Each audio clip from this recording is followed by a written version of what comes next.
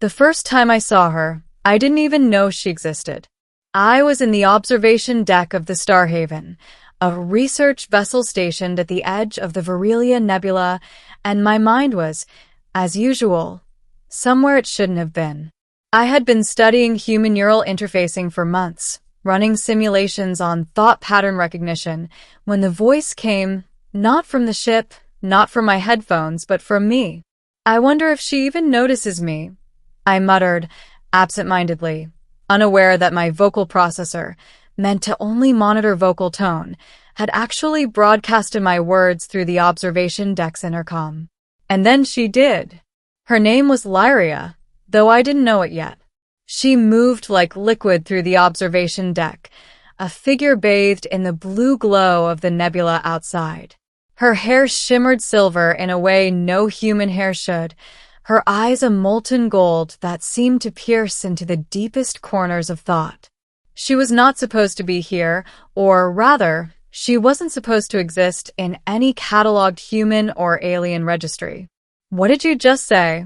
Her voice was low, melodic, yet laced with authority, the kind that makes even the most confident scientist stop mid-sentence. I swallowed hard. I didn't. It wasn't meant to be heard. I'm Dr. Kale Torin. She raised a hand, and suddenly, the ship's lights dimmed. Not just the lights, but the hum of the engines, the faint vibrations of the vessel's hull. It was as if she had paused reality itself for a heartbeat. Thoughts, she said simply. You spoke your thoughts out loud. I blinked. You heard them? I heard them.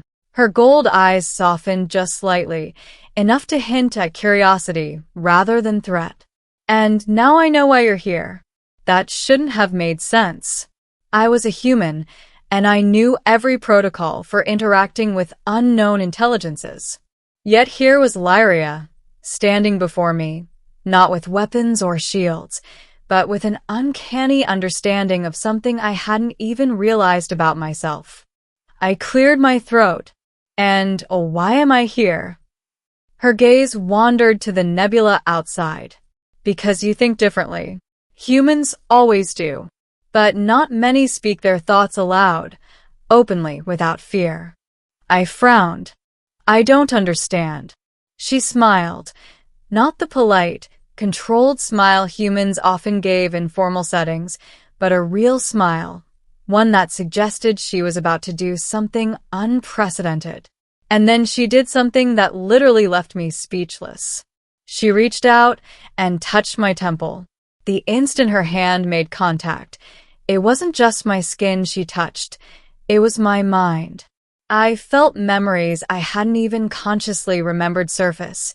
My first time in zero gravity, the last time I had laughed before losing someone I loved, moments of curiosity and fear, all laid bare in a flood of emotion. But there was no pain, no violation. Only clarity. You can trust me, she said. You have something inside you, Kale, that is rare among your kind. And rare among all the species in this sector. What is that? I stammered, my voice finally catching up with my racing thoughts. The capacity for true creation, she whispered. Not just machines, not just theories, but ideas that can shape reality. I laughed nervously. That's insane. You're insane. You. But she didn't let me finish. Instead, she stepped back, letting the nebula light wash over her. I'm here because your thoughts are dangerous. And because your thoughts are necessary. It took weeks for me to understand what she meant. Lyria was a being from a dimension humans had not yet charted, a dimension where thought could directly alter matter, where consciousness and reality were threads of the same fabric. She had been observing our galaxy for centuries, waiting for someone capable of bridging the gap between thought and reality. And she had chosen me. At first, I doubted everything. I doubted the science, my senses, even my own sanity. How could a single human brain, fragile and unremarkable by cosmic standards, hold the potential to manipulate the universe? Lyria proved it one night. She guided me to the lab deck, where the ship's containment field held a sample of Verelia crystal, a substance so volatile it could vaporize an entire deck if handled improperly. "Think about it," she said. "Not out loud, not with your hands. Just imagine the crystal changing." I concentrated. I visualized the crystal expanding, its lattice twisting and reforming into a structure I had only seen in simulations. It was almost instant. The crystal shifted in reality exactly as I imagined, glowing with an intensity that made the hull shiver. Lyria's eyes shone with approval. "This is why you must speak your thoughts aloud sometimes. Because the universe listens, Kale, and it answers those who dare to articulate their visions." But the gift came with a warning. Lyria's world was one of balance. Thoughts shaped reality, yes, but unchecked imagination could collapse it. One reckless idea could erase a star system or unravel the fabric of time in a sector. "Your kind," she said, "is not used to this. You think with your instincts. But here, instincts can kill worlds." I learned discipline. I learned to shape my thoughts, to speak them aloud only when necessary, to test reality before committing it. And through it all, Lyria remained by my side, not as a teacher in the conventional sense, but as a guide through the infinite possibilities of creation. Then the galaxy noticed. It started with small anomalies, stars shifting slightly out of alignment, gravitational fields subtly bending, nebulae forming patterns too perfect to be natural. The Intergalactic Council dispatched fleets to investigate, fearing weaponization, yet finding no traditional cause. I realized something terrifying.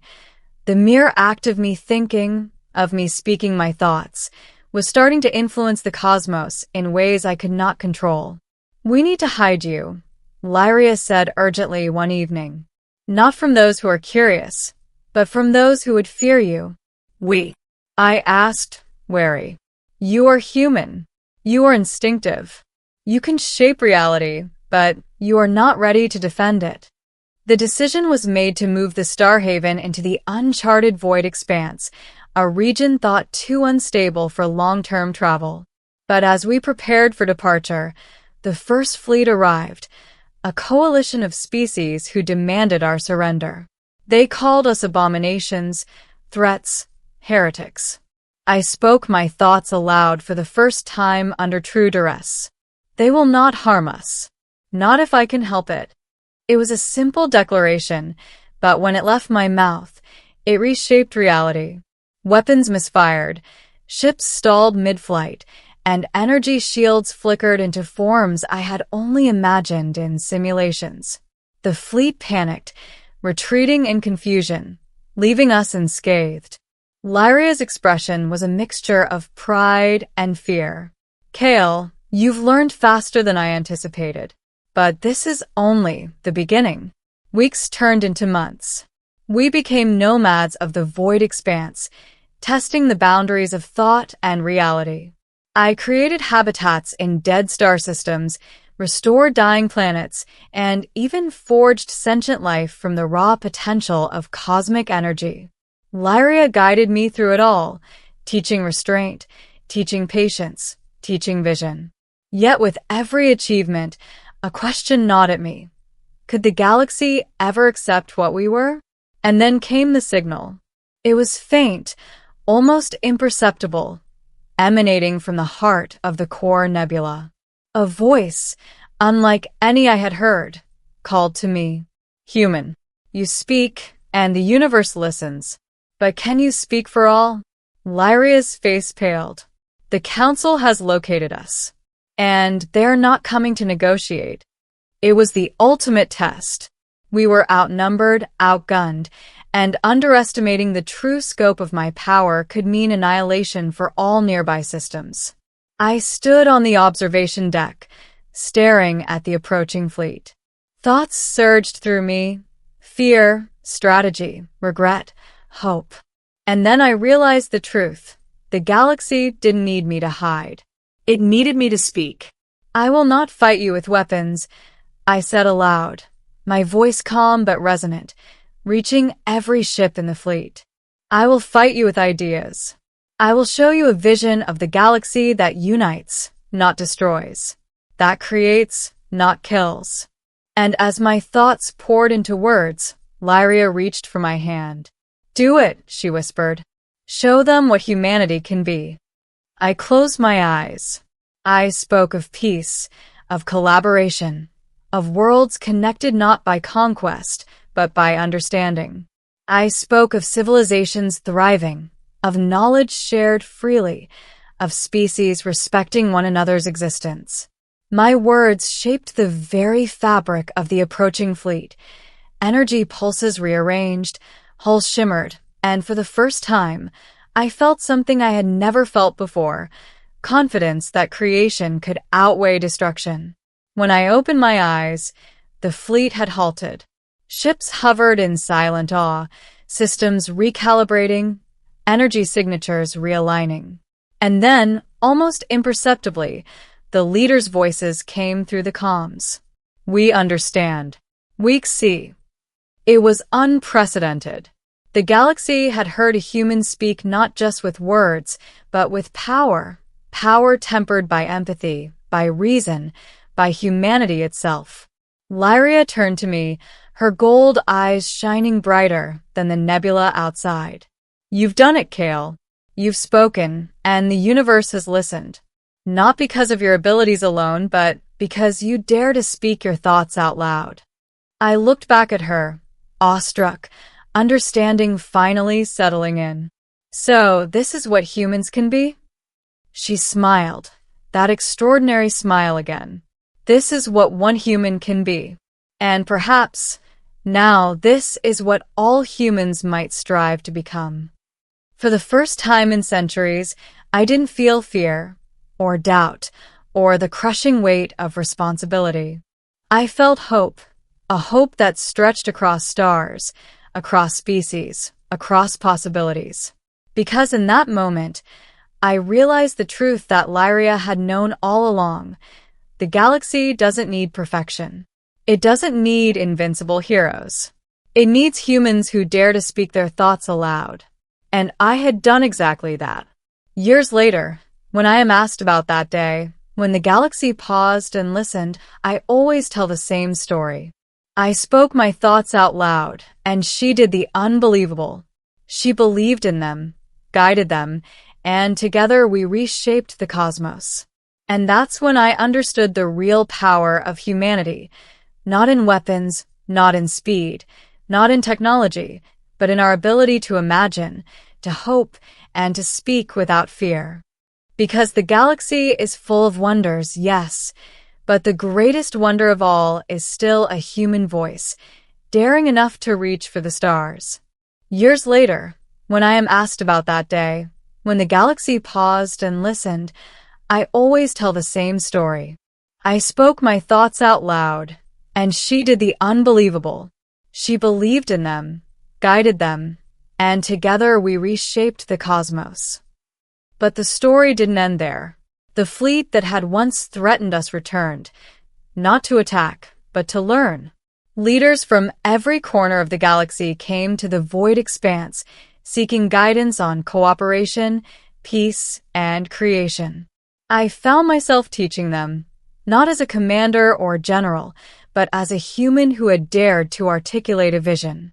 Lyria remained by my side, though she began to fade into the background of human history, a guardian who had done her work and allowed us to grow.